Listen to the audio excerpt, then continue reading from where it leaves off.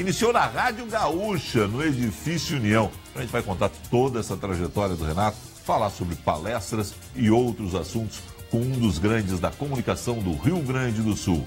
Fique com a gente.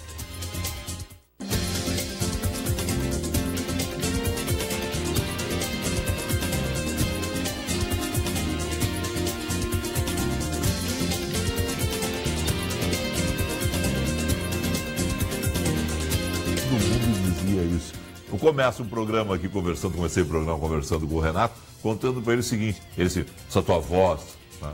Eu nunca tive aquela mudança de voz, Renato. Com 13 anos, quando eu comecei na Rádio Sobral de Butiá, a grande expectativa era, como é que vai ser quando ele chegar aos 16, 17, começar a mudança da voz, vai permanecer essa voz? E até agora estão esperando mudar minha voz. Isso é uma dádiva dos céus, né? Porque nós já comentávamos em off que a comunicação presente, em especial no Rio Grande do Sul, é feito por fetos que saem da maternidade para as emissoras de rádio. A consequência disso é que quem está ouvindo não acredita absolutamente naquilo que o outro está dizendo, porque o diapasão é muito agudo, não chega a ser feminino. E o feminino, por sua vez, também está infantil. Então, urge que se use um equipamento sofisticado, e hoje a técnica, a ciência da tecnologia pode fazer isso, para filtrar e transformar as vozes em algo mais capacitado de ser ouvido, entendido e assimilado. Bom, vamos começar aí. Boa noite, querido. Boa noite, eu tenho muito a agradecer. A gente já começou falando aqui, porque a gente já vinha falando. Muito me agradecer o seu convite, porque eu tenho um detalhe quando eu me apresento, principalmente em palestras, né? Eu sou o Renato Pereira e tal, e a dificuldade de explicar de quem se trata, porque metade do meu público já morreu e a outra metade acha que eu morri. Há uma grande consciência pública equivocada que eu já teria passado desta para pior, porque melhor é assim mesmo, né? O Renato, quando tu iniciou há 61 anos na Rádio Gaúcha, tu fazia o que no Edifício União, no que naquela Rádio Gaúcha? Eu comecei como redator de humor, mas para que eu tivesse a oportunidade de escrever, me foi dada a raríssima incumbência de fazer no programa do humor do Carlos Nobre, que teve muita fama no Rio Grande do Sul e trabalhou inclusive no centro do país, um programa chamado Campeonato em Três Tempos. E eu então inaugurei a minha performance fazendo o filhote de um índio. O pai era o Pepe Ornes e eu era o filho. Era o Butucudinho, o filho do Butucudão. Que fazia o Aimoré do Rio Grande do Sul, que disputava o campeonato. Tu estava no campeonato em Três Tempos. Sim, o Paulo Vitória era potro, né? Exatamente. Não, mas esse programa, Não, ele foi emblemático. Exatamente. Porque ele era o único programa não de futebol que tinha tanta audiência quanto as transmissões de futebol.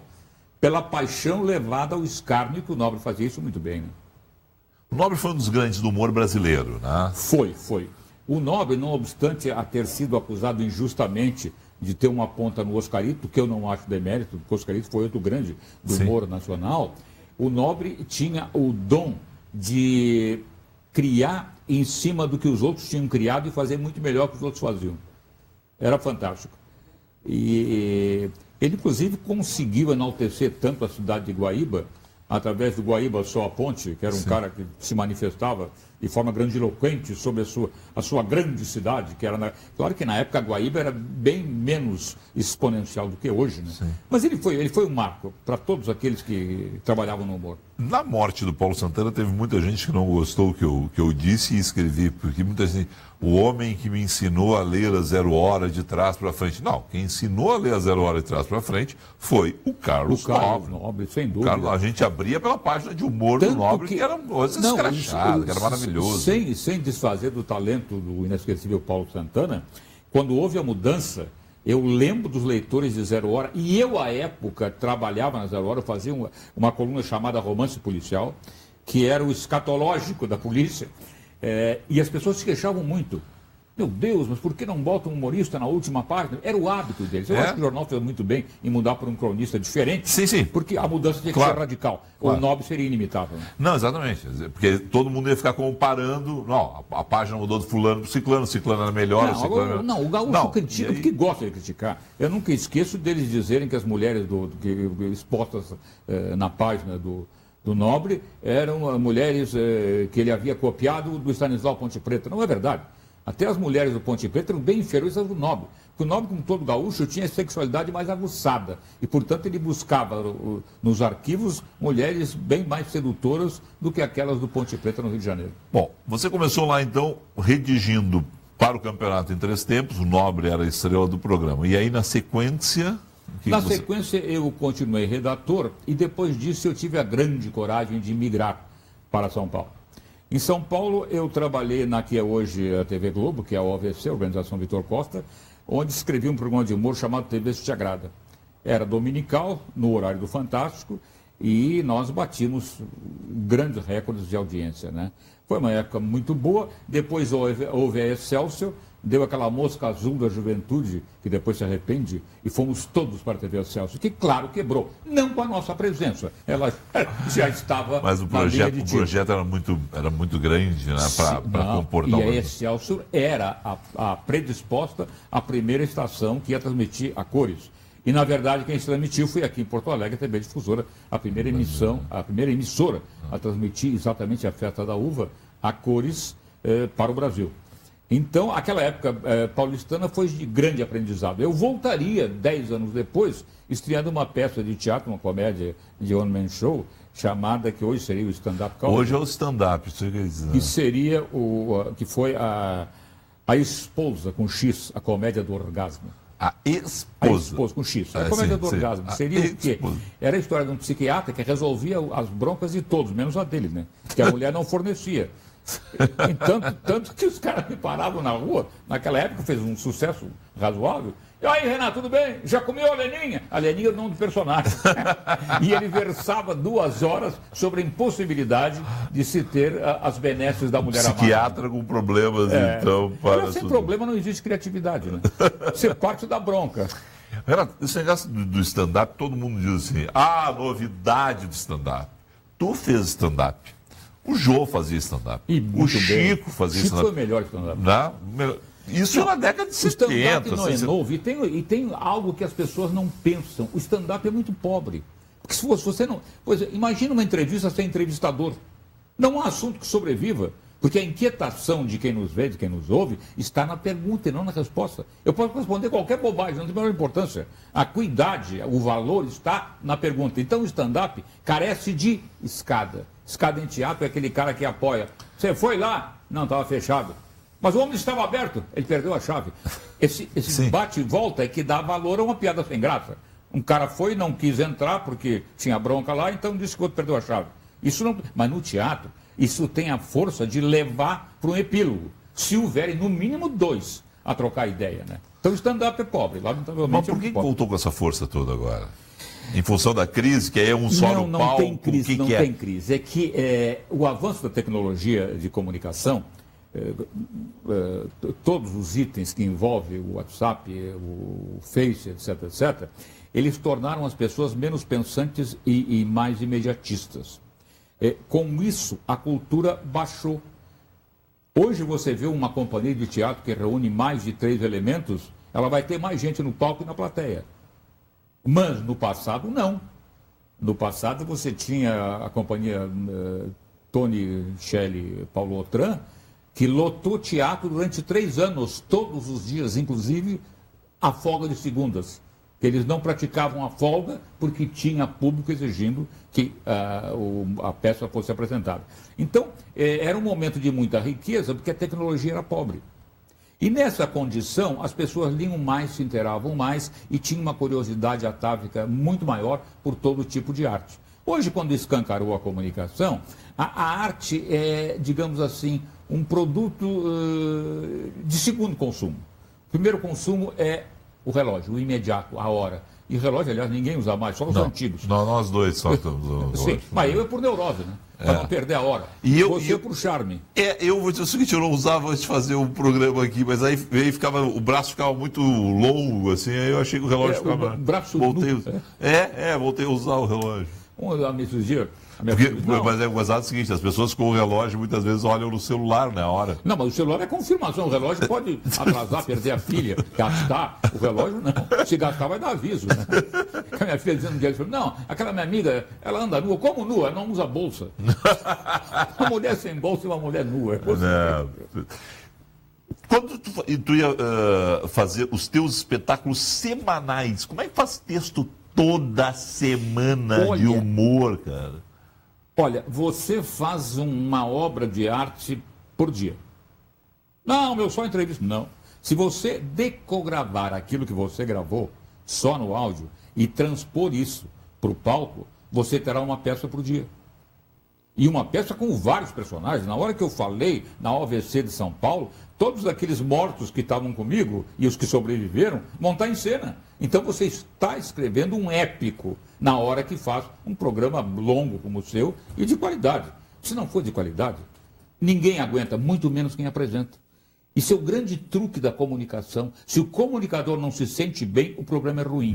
Se ele persiste no programa, porque o programa é bom. As perguntas são tão instigantes que transformam o assunto numa curiosidade, principalmente para ele, entrevistador. Flávio Dutra disse que eu tenho apenas uma qualidade como entrevistador. Eu deixo as pessoas falarem. Aí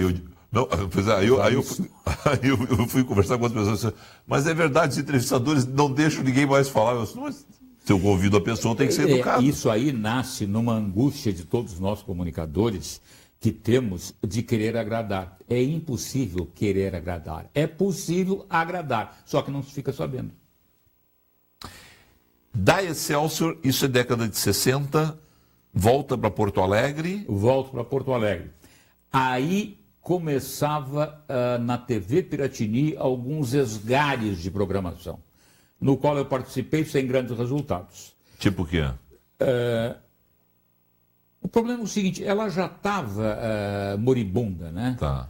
Mas deu a sorte de vir de Minas um cara chamado Clóvis Prates, que tem o mesmo nome do comunicador, sim, hoje catarinense, que é o arauto da desgraça alheia. O Luiz Carlos Prates. Luiz Carlos Prates. Na época fazia só futebol. Bom, então esse cara inventou o Jornal do Almoço. Eu, o Santana, o Mendes Ribeiro, irmão do Mendes Ribeiro, advogado, que foi o grande comunicador do esporte da Guaíba, fizemos um programa de meio-dia e ele era tão, digamos assim, frágil na sua expectativa que a gente, a cada mês, comemorava estar no ar. Isso é antes da TV Gaúcha. Isso é antes do Jornal do Almoço e do Porto Visão. Não, isso é o Jornal do Almoço da TV Gaúcha, ainda não é RBS. Ainda não é RBS. Era uma coisa tão insustentável que a televisão saía do ar às 2 da tarde e voltava às 5. E fechava à meia-noite, 1 hora no máximo, né? Então, isso foi uma grande semente da comunicação no Rio Grande do Sul. Porque dali saiu todo, digamos assim, a gama de vontade de concorrer, de fazer uma sintonia de disputa a favor do espectador, que foi o Porto Visão, né? Que saiu José Antônio Dalto, etc., fomos para... Quem é o primeiro Porto Visão? Quem é o primeiro time do Porto Visão? Maria do Carmo. Antes da Maria do Carmo, a esposa do Lauro Schirmer. A Célia Ribeiro. Célia Ribeiro. O irmão do Mendes Ribeiro. Mexia muito com esporte e com pássaros. Ele criava passarinhos. Então o programa tinha um de futebol e outro de pássaros. É muito interessante. Era o Hitchcock que dirigiu o programa, né? Bom, mas falando em Hitchcock, nós tivemos entre as sumidades... O Clóvis entra depois, o Fogaça... o Clóvis fundou o Porto Visão com o Fogaça. Tá, o Clóvis, então era Clóvis, Fogaça, tu, Dalti, e foi Célia Ribeiro. A Célia Ribeiro na difusora, então... Não, a Célia Ribeiro na TV Gaúcha. Não, mas isso aí que eu estou te perguntando. Vamos fechar. Não, o Porto Visão... O Porto Visão, quando inaugura... Tu tá na estreia do Porto Visão? Não. Tu entra depois. A posteriori. Não, essa era a minha dúvida. Bom, e aí, muito interessante essa época, porque no momento que eu fui, o Zé Antônio Dalti foi, o programa houve por bem trazer Geraldo José de Almeida. Que é isso, minha gente? O cara tinha feito a Copa do Mundo. Copa do Mundo 70, transmissão pela TV. Era um cara de uma educação. Para você ter uma ideia, semanalmente ele fazia um jantar para os colegas e suas esposas no seu apartamento, chiquérrimo, de um andar, no Moinhos de Vento, e dava uma gravata para cada colega e flores para as damas. Isso aqui é rococó, né? Agora você vê como a vida dá volta. Mas o Geraldo transmitiu a Copa de 70 para todo o Brasil, que foi a primeira Copa via satélite. Sim. Aí ele vem para Porto Alegre trabalhar como uma estrela. Porto Alegre trouxe uma estrela de nível. Para você ter uma ideia, o Câmera 10, que era o Jornal da Noite da TV Difusora, Ana Amélia, Sérgio Schiller. No seu cargo era o Valmor Chagas, já na época um ator consagrado no centro do país. Mas o Geraldo teve uma coisa que até hoje me penalizo. Ele, na cama do hospital, me grava uma conversa comigo. Nós conversávamos muito fora do ar. Ele é um cara... Olha, ele foi criado em Londres e escapou porque certos terroristas largaram ele aqui. Então era uma pessoa assim que enriquecia qualquer conversa. E gravou um grande papo comigo. E eu achei aquilo maravilhoso. Em seguida ele faleceu, fiquei muito emocionado. Sabe o que eu fiz? Para mim, consciência, o Freud não nega nada. Eu gravei em cima uma bobagem de uma coisa que eu estava decorando para o teatro. Quando eu fui buscar a fita dele para reouvir, cadê? Eu tinha bagunçado com a herança maravilhosa que o Geraldão havia deixado para mim. Então foi uma época áurea em todos os sentidos. Uma grande sintonia, uma comercialização fantástica para ambos os canais e uma briga muito saudável. Né? O Ronaldo Almoço fazia o que... Ele, inclusive, conseguiu botar o Nobre, sendo assessorado pelo maior chargista que a Zero Hora já teve, fazendo bonecos que falavam. O Marco Aurélio fazia, né? Sim, o Marco Aurélio. E o Nobre não era cara de dublar. O Nobre era de botar a cara dele e falar. Eu não sei por que esconderam a cara do Nobre e botaram aqueles bonecos. E botaram em cima de mim. Como eu fazia com a cara e com a coragem, e eu usava um outro ardil, que na época era novidade, trazer aspectos de externa para dentro do estúdio, botar no ar e comentar. Tive uma coisa interessante chamada Inimigos do Mobral, que era tudo que era letreiro errado, e eu então justificava por que aquilo estava escrito errado. E se tornava muito engraçado, né? Porque burrice não tem explicação. Né?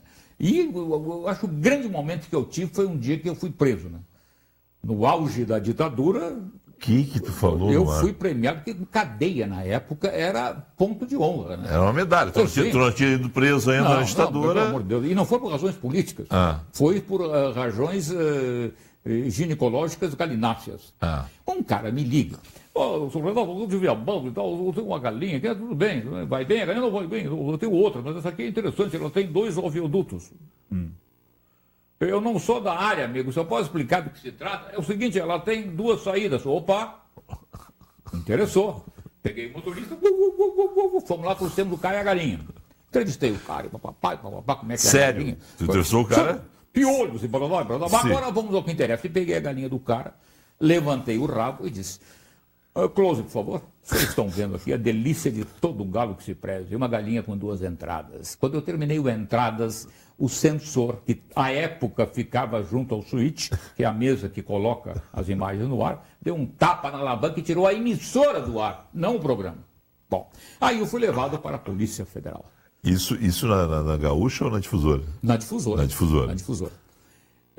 Aliás, na Gaúcha não havia necessidade desses arroubos. Como a Difusora se sentia menor no processo de sintonia absoluta, a gente fazia mais. Sim. E isso é a grande vantagem da concorrência. Sim. Né? O que se acha menor faz mais. Arriscava mais. E aí eu tive um chá de banco razoável, de 1 hora e alguma coisa e tal. O delegado me chamou, me reconheceu, tudo bem, o que houve? Não houve. Vamos tomar um café. O seguinte, eu tenho um relatório aqui e tal. O senhor não deveria ter dito que a galinha tinha 2 entradas. Na verdade, se tivesse dito 2 saídas, nada teria acontecido. Sim, doutor, mas em compensação não ia ter a menor graça, né? Porque a graça é a entrada. Até porque nenhum de nós 2, aliás 3 com o sensor, somos galo para dizer se vale ou não vale. Em sendo galo, não tenha dúvida que o que interessa seria entradas. Pronto. Ficamos amigos e tal, mas foi um episódio interessante. Aliás, tem uma coisa que as pessoas que não passaram por esse período negro do Brasil não entendem. Quando a censura era por razões não políticas, nós todos achávamos muito engraçado. Pois é, mas aí é o seguinte, como é que vocês burlavam essa coisa? Porque aí a graça estava na sacanagem. Na sacanagem. Houve o choque da Polícia Civil, andou baixando o sarrafo na volta do mercado numa manifestação. Tá. Aí fomos pro ar. e contamos que um soldado do exército havia sido atingido e foi ao pronto-socorro, porque um corte na cabeça e tal. Aí o comentário fechou assim, para que se entenda então que não só à noite, mas também à tarde, todos os gatos são pardos, incluindo os verdes. Então o que a gente conseguia fazer, se fazia. Mas não, o fato de você ter um sensor vigiando a sua imagem e som antes de ir para o ar, é uma coisa que eu acho que nem nas ditaduras mais fechadas e terríveis da humanidade aconteceu, a não ser no Brasil, né? Sim, porque essa era o sentido da coisa, né? Você fazer humor, no teu caso, mandar um recado crítico, porque o humor tem isso, sim. Né? Numa época de ditadura, com um sensor com a mão no botão. Eu fui redator... Tu tinha que...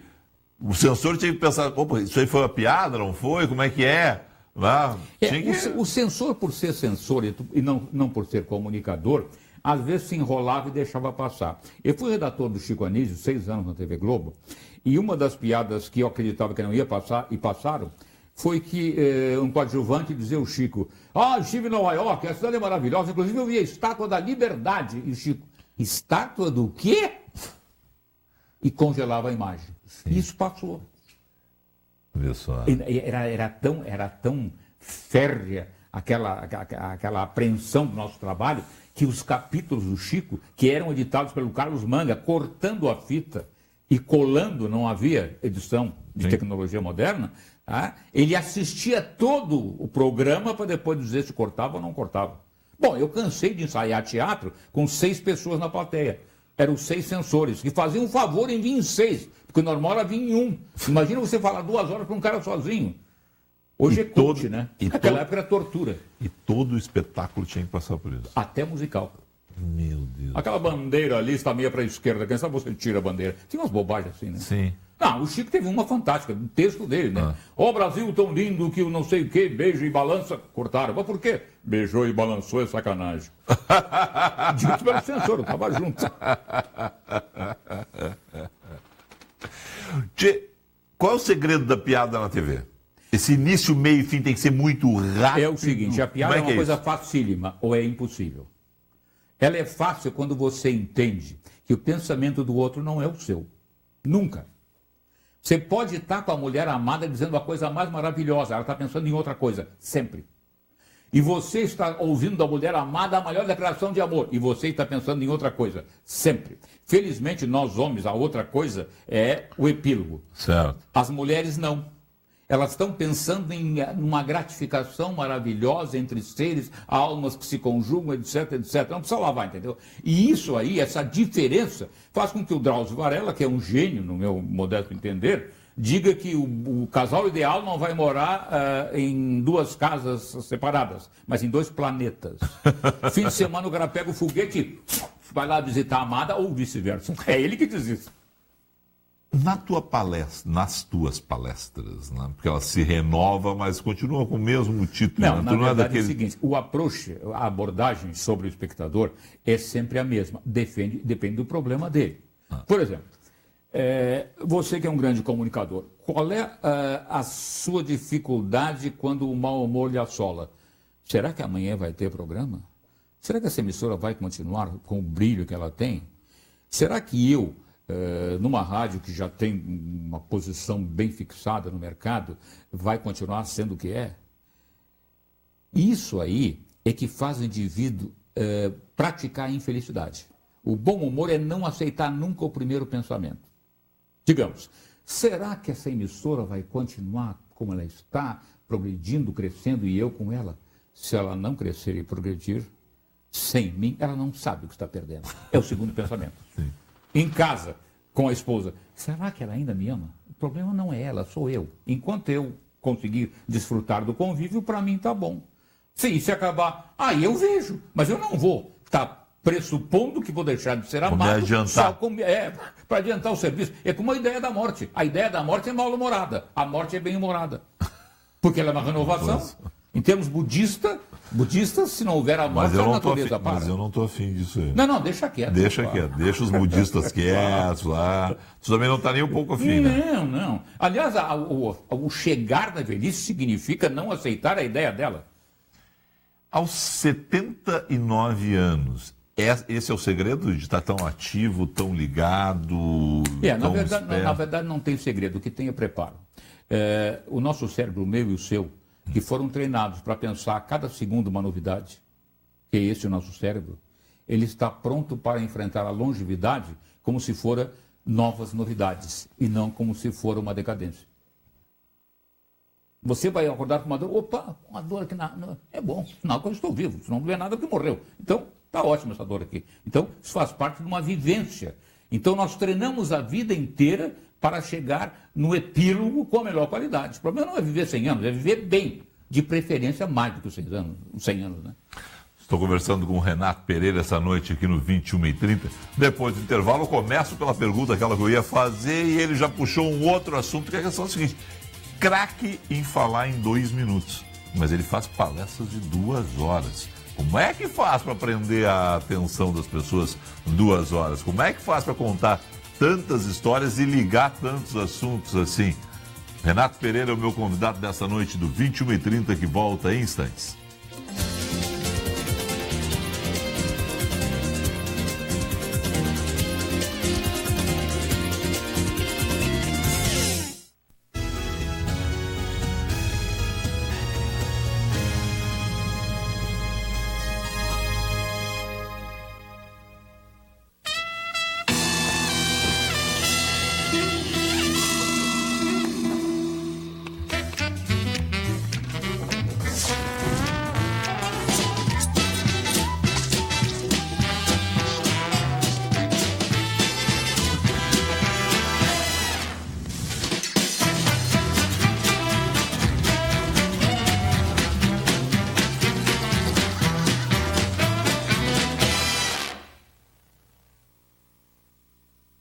Os móveis da Toque Glass. Móveis para alta decoração com ampla linha de mesas de jantar, aparadores, mesas de centro, bufês e outros, revestidos em espelho ou cristais coloridos. Venha conferir nossos preços especiais direto de fábrica. Toque Glass. Qualidade, design e sofisticação em móveis para seus ambientes. Acesse nosso site toqueglass.com.br.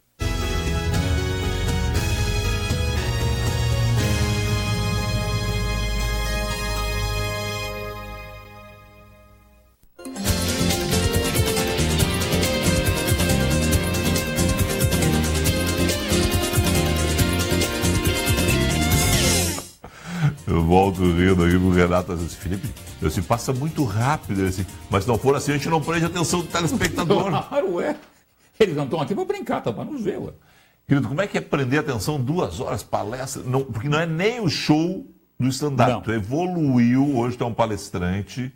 A facilidade em quem trabalha com humor, usa a ferramenta do bom humor, que eu repasso às pessoas, porque, na verdade, a palestra faz com que as pessoas saiam de lá sabendo utilizar essa ferramenta que todos nós temos, que é a utilização do bom humor na dificuldade.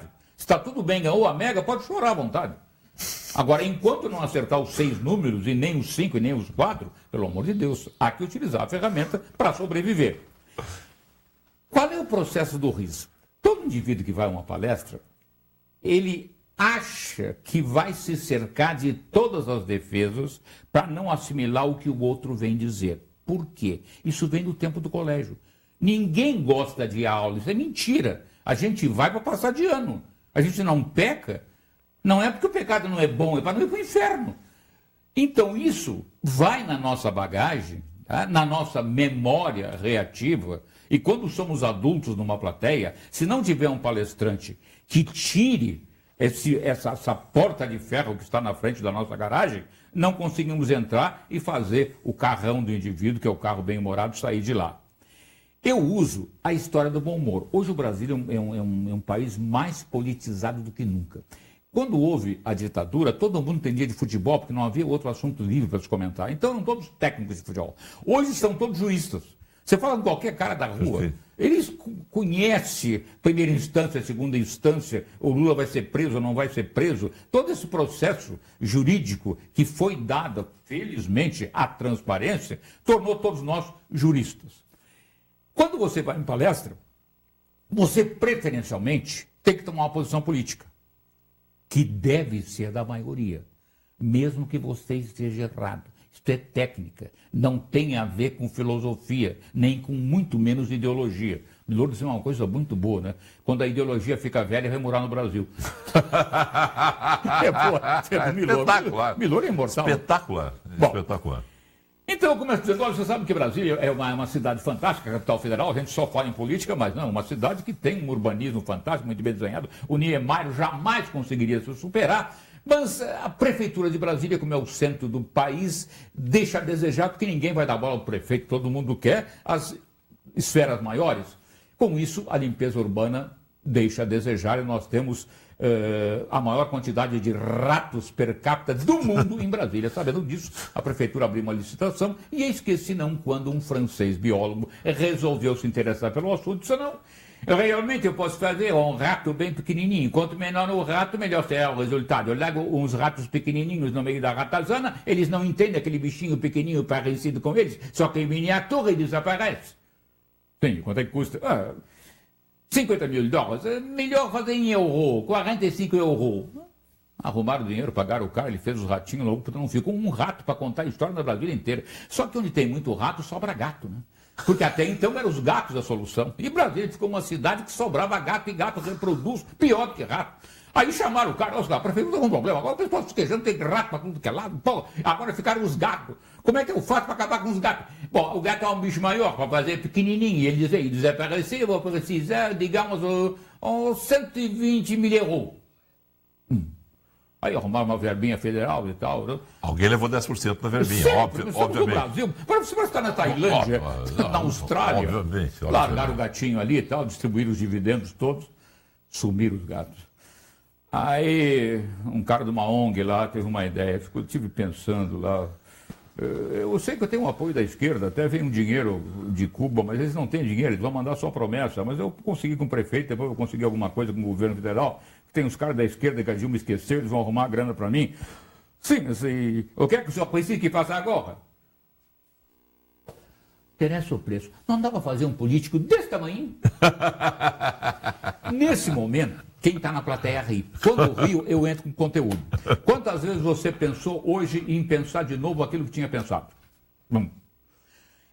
A piada fez com que ele risse. No que ele riu, ele desvaneceu o mau humor. Claro. Esse cara vai falar para burro, não dá para dizer, eu quero ir embora, não consigo, se eu levantar, pega no meu pé, você vai desgraça. Isso aí corta. Tirou o mau humor do cara. E eu entro com conteúdo. Então, isso é o segredo de segurar o cara 2 horas em cena. E eu acho que 1h30, 2 horas é o tempo limite, mas ele tem que ser dado. Porque você passa conteúdos, depois passa para aspectos práticos. Tu é palestrante há quanto tempo? Há 25 anos. 25 anos. Foi bem na saída, tu te preparou para isso, tu descobriu isso. É uma coincidência prazerosa. Tu é um dos palestrantes mais antigos que eu conheço. Vivo sim. Eu tive a benesse de ser convidado por uma religião, de ir para os Estados Unidos, ouvir as conversas luteranas para não teólogos. Pessoas de comunicação que conseguissem passar a ideia luterana de renovação, que tem a ver muito com filosofia, muito pouco com religião. E eu lá aprendi durante 6 meses como é que você convence as pessoas a entenderem a vida e não ao seu próprio convencimento. Porque não interessa que eles entendam o que o pastor quer, e sim o que a vida quer deles. O pastor é um instrumento. E nós, leigos, somos um instrumento leigo. Certo. Então, a premissa era muito boa. Só não tinha humor. Que eu adaptei aqui chegando, porque esse negócio é bom. Porque mudou a mim. Claro. Tá? Um cético. Falta o detalhe, que era a utilização do humor. E, na verdade, quando você vai a uma loja e é mal atendido, é o mau humor de quem o atende. Na angústia de que você não vai comprar. Na angústia de que seu salário não vai permanecer. Hoje, muito pior, na angústia do desemprego por acontecer. Então, o cara atende mal. E aí, tu, o que é que tu quer? Não, eu já estou indo embora, eu só vim olhar, com licença. Ele vai para outra loja onde alguém receba ele com um sorriso, com um abraço, e, enfim, com tudo aquilo que nós gostamos do nosso dia a dia, né? Nós sempre que vamos a algum lugar para comprar qualquer coisa, só não compramos por uma miserável razão. É quem nos atende. Isso é de uma realidade, uma coisa, porque se você muitas vezes é bem atendido, você não encontra o que você quer, mas você compra outra coisa.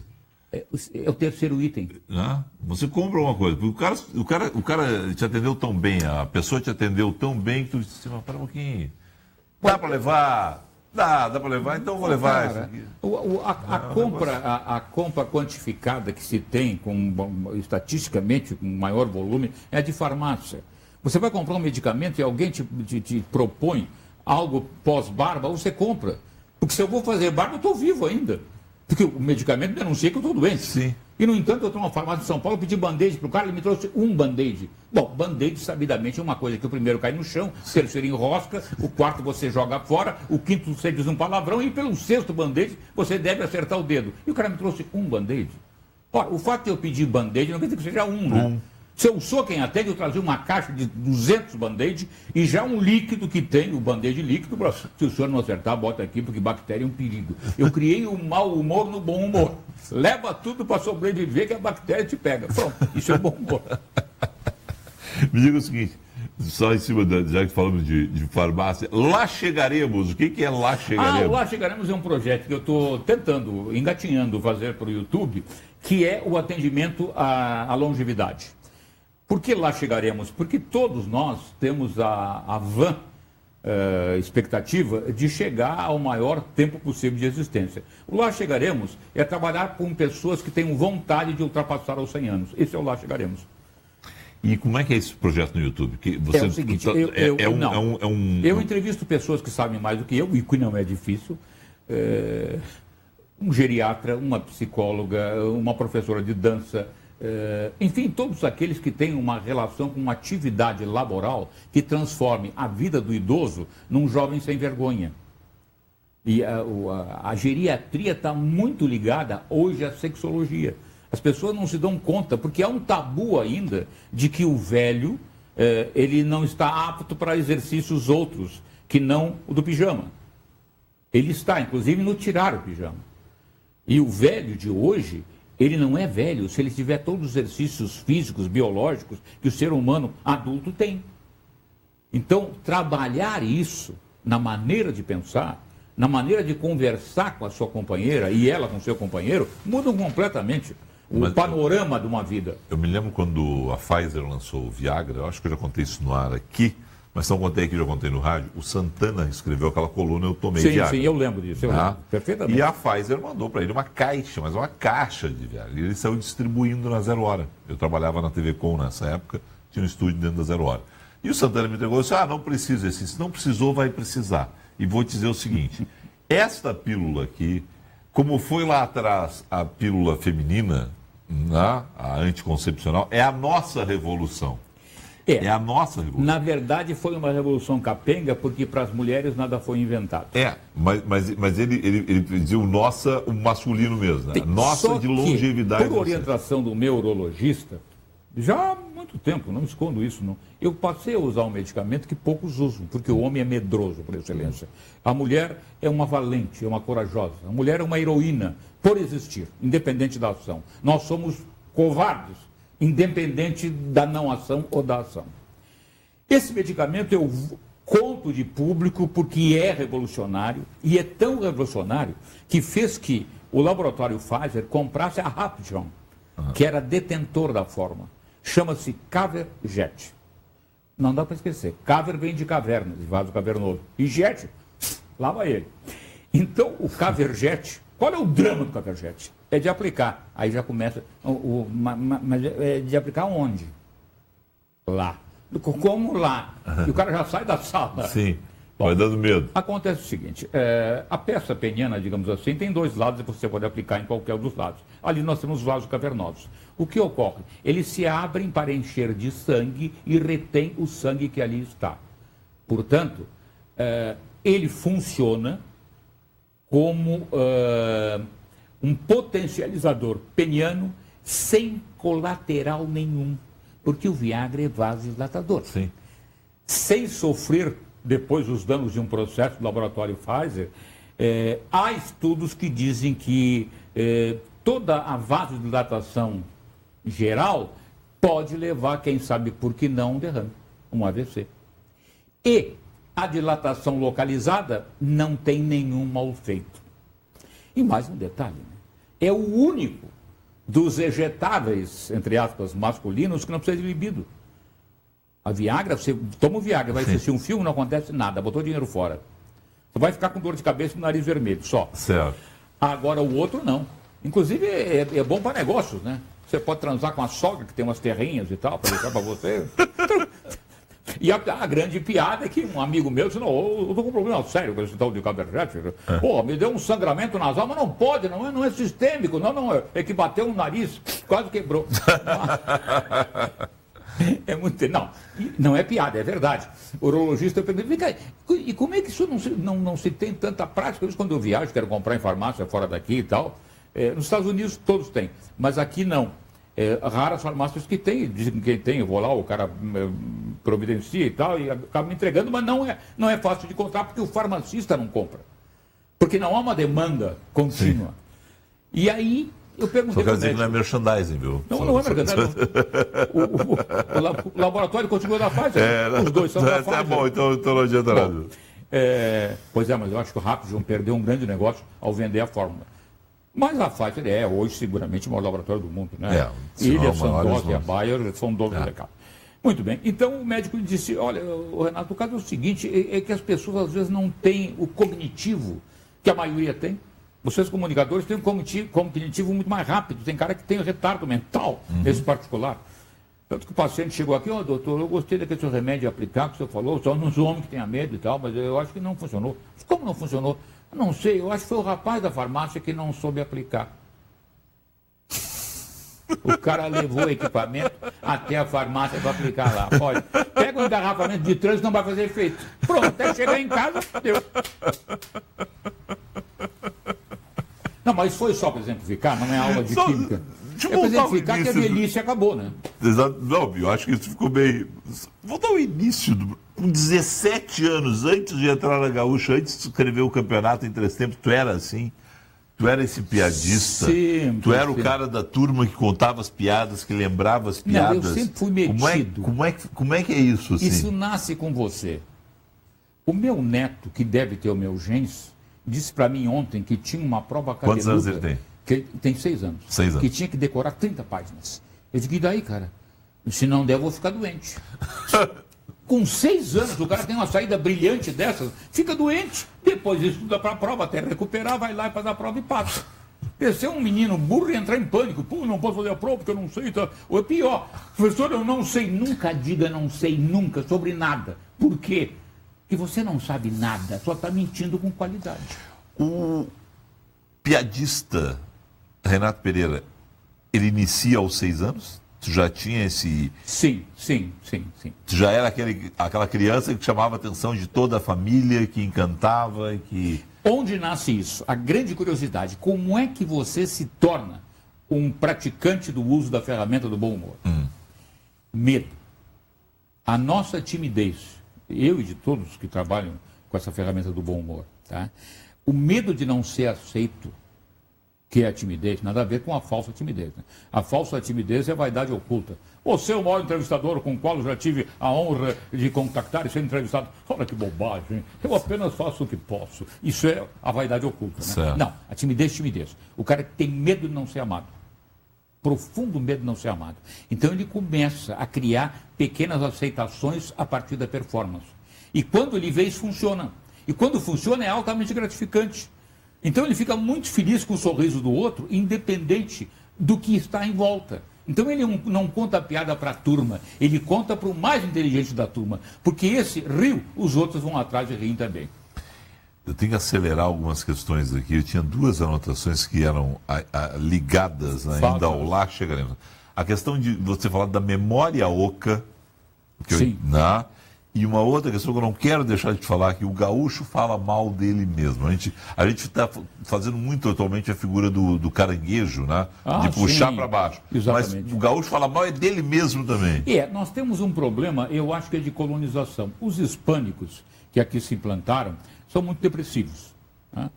Tirando o Platino de Buenos Aires, né? Quando quer se suicidar, sobe no ego e se atira. O resto dos circunvizinhos ali, eles são depressivos, porque sempre tem uma invasão por acontecer. Esse é o drama que veio e nós herdamos. Mas os portugueses degredados, que fundaram mormente os açorianos aqui em Porto Alegre, eram perseguidos. Eram perseguições religiosas às últimas consequências, como nunca se teve esse momento na história.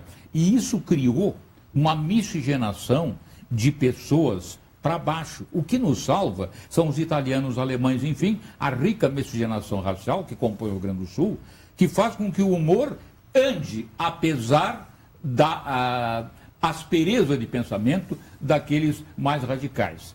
Eu tive no Nordeste semana passada e ninguém falou em crise. No Rio Grande do Sul, eu estava falando para um cara, você viu o PIB subindo? Não, e o Banco Central baixando atrás a Selic. O que adianta? Não chega em nós. Deixa quieto, não fala que não chega em nós. Uma hora vai chegar. O mercado tem um tempo de adaptação. Então, esse governo é bom, melhor que o anterior. Foi bom então terem salvo pela segunda vez o presidente. Para o Brasil foi. Para ele eu não sei, porque depois segue o processo quando ele sair da presidência, né? Agora, o Brasil foi. Imagina o Brasil interromper. Apesar de todos os problemas éticos. Não estamos entrando no processo jurídico, e sim no processo tecnológico de sobreviver enquanto país e enquanto sociedade. E enquanto economicamente frágil. Então, essa coisa não é gaúcha. De achar que ainda assim vamos bem. Amanhã é um novo dia. Não. Aliás, foi a grande chamada da Globo de todos os tempos que não conseguiu superar até hoje, né? Hoje é um novo dia. O recomeçar é básico. Para não ser velho tem que saber recomeçar. E como é saber recomeçar? É gostar de recomeçar. Vou tomar um café da manhã, vai ser uma loucura. Vou vomitar abraçado no meu vizinho, sabe? Um negócio assim, do cara gostar de viver. Então, esse é o processo. O Dado Schneider sempre me diz o seguinte, Felipe, é muito mais fácil fazer palestra lá fora que aqui no Rio Grande do Sul. É um pouco do que tu está me dizendo também em relação ao humor do gaúcho. Mas não é bem assim. Acontece que a loquacidade do gaúcho, na contraposição do mau humor, torna ele muito mais cognitivo. Tu conta uma história para um gaúcho, ele entende antes do final. Você conta a mesma história para alguém fora do nosso círculo, que vem do Paraná para baixo, o entendimento é outro. Eu fiz, inclusive, campanha política em Goiânia. Meu presidente era o pior de todos, tão ruim que eu fosse para a rua. O tal do doutor Zezinho. O cara saiu do quarto lugar para o primeiro, só em cima da articulação do bom humor nos cabos eleitorais. Eles não perguntavam em quem você vai votar, em quem que o senhor não vai votar. E o homem ganhou. Agora, ele era muito ruim. Doutor Zezinho só era médico. Agora, ser médico não quer dizer nada. Aliás, eu acho que o cara que é médico e não está exercendo a medicina tem alguma coisa errada, né? Tem um senador que é médico também. Caiu de uma mula e foi lá votar. Para fazer número, né? Para arrumar ele, para arrumar voto, né? Olha, se eu caio da mula, eu ia andar, mas em Brasília, com tudo garantido, eu ficava até em cima da mula de novo. Mas aí aquele negócio que estavam dizendo que ele tinha caído da mula para não votar e para não ficar mal com ninguém, para não ficar mal com os dois lados. É interessante. Aí ele foi lá e disse, não, eu tenho posição, voto contra. Né? Votou contra o Aécio, o Ronaldo Caiado. Mas a política não é uma seara bem-humorada, não. O ser político, ele é mal-humorado por excelência. Ninguém pode trabalhar algo que vai terminar. E termina em 4 anos. Fez campanha política também? Eu fiz campanha política, não para mim. Sim. Aliás, o falecido e inesquecível Sérgio Jocum se elegeu vereador em Porto Alegre. E na época eu fiquei muito... E depois deputado estadual. Foi deputado estadual que me levou a ser candidato. Eu fui candidato por uma semana a vereador. E evidente, quando eu descobri como é que era maracutaia, eu larguei, não é para mim, não. Roubo para mim é soltar um banco grande, coisa que apareça. Para não, nem um Lula pegou dinheiro e ficou por aí. Não, eu já estava na Birmânia. Muito bem. E aí, saí fora. Você acredita? Eu tive um voto, e claro que não foi o meu, né? Um desavisado foi lá e votou em mim, mas que vergonha. Já não era mais candidato, já tinha largado a candidatura. Eu larguei fora na primeira semana. Eu fiz 2 reuniões no partido, senti o que era. Eles fazem a reunião para morder o candidato. Mas o candidato já não tem dinheiro para pagar a campanha. Ainda vai ter que pagar o partido? Não, larguei. Qual era o partido que te candidatou? Nem vou contar. Nem vou contar. Só para... Tem a questão do gaúcho... Sim, eu falei do reativo. Dado. Não, do Dado. Né? Mas o gaúcho faz sucesso no Rio Grande do Sul ou faz mais palestra no Rio Grande do Sul hoje ou fora do Rio Grande do Sul? Não, eu hoje faço mais fora do Rio Grande do Sul. Porque tu é gaúcho e aqui tem essa questão? Não, é o seguinte, o gaúcho ele é muito respeitado em comunicação de todos os gêneros no centro do país, porque nós conseguimos nos expressar absolutamente sem sotaque. Você vê os grandes repórteres da Globo, todos gaúchos, às vezes eu penso que estou no canal errado. Tem mais repórter gaúcho do que de outra nacionalidade, entre aspas, né? Porque nós temos isso, né? A nossa dicção, primeiro labial, segundo, quase sempre sem sotaque. E tem um milagre, quando nós chegamos lá, o sotaque desaparece. Completamente. Tanto que o gaúcho é que melhor fala inglês dos povos do Brasil, sabia? Não. É o único que fala sem sotaque, porque labial... Com o labial não tem sotaque, com o gutural é que você pega sotaque. Né? Então, isso é essa aceitação. Mas a plateia gaúcha tem uma coisa que os outros não têm. Capacidade de interromper uma palestra no meio, com vaias ou aplausos. Ou seja, eles são comunicantes ao extremo. Eles são capazes de chorar no meio de uma palestra. Há uma interatividade... Absoluta, absoluta. E outra coisa, se abriu para perguntas, é outra palestra de mais 4 horas. Então não abra para perguntas. Porque as perguntas são altamente inquietantes. Mas eu não tenho emprego, como é que eu faço? Eu grito, arruma! Aonde? Então isso leva 4 horas. Réplica e tréplica, vai indo. Isso só o gaúcho faz, né? Outro povo não tem emprego. Ele nem pergunta, para não passar vergonha de não ter emprego. Né? O que é memória oca, antes que a gente esqueça? Tá, memória oca é o seguinte, é você não guardar... Antes que falte memória para mim, para perguntar o que é memória. A memória oca não é o Alzheimer por antecedentes, não. É você deletar o que interessa para não ter o trabalho de assimilar aquilo que realmente interessa. Isso é memória oca, que é uma herança da tecnologia moderna. As pessoas hoje, inclusive, para passar um e-mail é uma desgraça, porque só tem consoante, né? Para que ter beijos é BJS. Perde todo o encanto do beijo. O beijo tem que ser B-I-J-O-O-O-O-S um coraçãozinho, né? No mínimo, pô. Essa questão da memória oca é cada vez mais preocupante para ti. Não é preocupante pelo seguinte, o jeito que trabalha com humor, ou trabalha na profundidade ou na periferia. Eu não posso discutir problemas psicológicos, tá? Com um sujeito que trabalha no DMLU. Não que ele não tenha condições, mas é que a emergência dele é outra. Será que eu vou ter um emprego amanhã? E será o suficiente para dar de comer à minha família? Então trabalha-se na periferia. Tá. Ó, ter um primeiro significa, prioridade 1... se tornar imprescindível naquilo que faz. Recolhe lixo, por favor, seja o primeiro a sair do caminhão e o último a subir no caminhão. Então eu saí da profundidade. Agora eu pego você, realmente, Piaget já dizia que e você diz, não, mas o Piaget eu não concordo. Mas por isso que você tem que entender, do que não se concorda é aquilo que nos mete medo. E aí vai, né? Com você é assim. Então as camadas, você vai descendo ou subindo. Aliás, descer uma escada é facílimo, o difícil é subir. Se você fala para um PhD, você fala para um popular. Agora, se você só fala para o popular, e aí o vício do político populista, ele não sabe trabalhar a classe média e o eleitor na sua maior expressão, como o Colégio Eleitoral de São Paulo, né? Que é quem elege o presidente, é o Colégio Eleitoral de São Paulo, pelo número de votantes. Então, o populista acabou por quê? Porque ele não sabe subir a escada. Descer todo mundo sabe, todo mundo não. Aqueles que praticam o processo de levar o outro à compreensão daquilo que ele quer com ideia. É a anti-cabeça oca. Querido, estourou o tempo aqui, mas eu quero dizer o seguinte... Olha, eu quero dar os pêsames à emissora, teve o tempo estourado mais uma vez, e não se deve a mim, mas o entrevistador, que é aquele que consegue tirar leite de pedra. Não, é verdade. Muito prazer, a vaca. Não, não é verdade. Eu quero dizer o seguinte, tem saudade de TV, tem saudade dessa coisa diária de estar no rádio? Sim, da TV. Olha, saudade? Do teatro eu não tenho, porque é um desafio por dia repetitivo. A televisão é um desafio constante, é um treinamento mental como nada neste planeta. E eu tenho um colega que era o pior aluno da aula, e eu encontrei em São Paulo, e hoje trabalha na NASA. Foi o pior aluno de física, mas um humor fantástico. Eu nunca me esqueço, o professor, hoje ainda no nosso mercado, Araújo Lima, era o professor de física. E ele Professor passou. Araújo. E palestrante, inclusive, brilhante. Sabe, faz tricô para Allan Kardec, é um espírita grandiloquente. Então ele passou a questão, e a mais difícil ele passou no quadro. Ele perguntou: quem assentou? Quem acertou? E um CDF levantou o dedinho. E lá de trás, ao meu lado, todo vagabundo senta atrás. Lá de trás, ao meu lado, o Romeu levantou e gritou: ganhamos! Mas claro, a maioria errou. Ganhamos!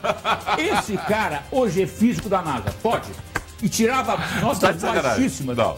Isso é verdade. Verdade. Esse cara é físico da NASA. Tá? E ele me disse: o ruim da NASA é a repetição. Porque o cara continua trabalhando, buscando coisas que se repetem. Um gênio. O Romeu era um gênio. O ganhamos dele, para mim, foi uma aula de vida. Porque não está de sacanagem. Não, isso é maravilhoso. Se você perguntar para o Moacir de Araújo Lima, eu me emociono com aquela época, porque lá havia verdadeira criatividade em pessoas como o Romeu. Espetacular, cara. E outra coisa, sem preparo, foi imediato aquilo. O cara, acertei. E ele gritou: ganhamos! Claro. A maioria chega. Maravilhoso, claro. Viva o Romeu, onde estiver. Renato, obrigado pela presença. Muito obrigado. Mesmo. Muito bom conversar com você. E espero ter que vir ao outro programa, porque o sujeito que vem ao programa é lembrado. É melhor ser lembrado do que sempre lembrado. Um abraço. Tchau.